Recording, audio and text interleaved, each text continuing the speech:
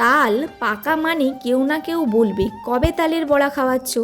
তাই ভাবলাম আজ একটু আগেই বানিয়ে ফেলি। প্রথমে একটা বড় বাটিতে 2 কাপ মতো তাল নিয়েছি। এর সঙ্গে মিশিয়েছি 1 কাপ সুজি, 1 কাপ চালের গুঁড়ো, 2 কাপ ময়দা, 1 কাপ চিনি। মিষ্টি অনুযায়ী তোমরা চিনিটা কম বেশি দিতে পারো।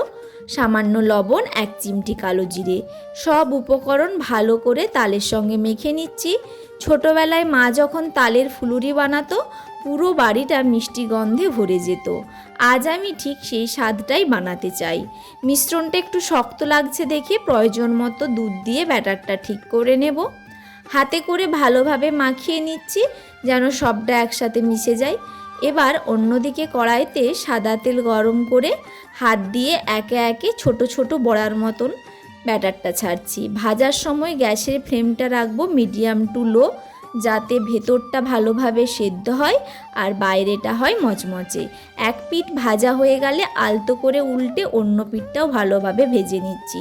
সবগুলো একসাথে ভাজা যায়নি, তাই আরেক দফা বড়া বানিয়ে একইভাবে ভেজে নিলাম।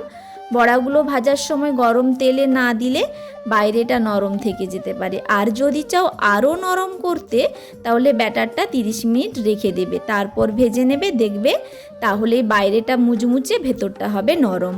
তালের গন্ধে আর গরম ফুলুরি টেস্টে একবার খেলেই মন ভরে যাবে। তোমরাও একবার এইভাবে ট্রাই করে দেখো, আর কেমন হলো আমাকে অবশ্যই কমেন্টে জানিও। তো টাটা, চলো এবার আমরা সবাই মিলে বসে তালের ফুলুরি খাবো। দেখা হচ্ছে অন্য একটা ভিডিওতে পরের দিন।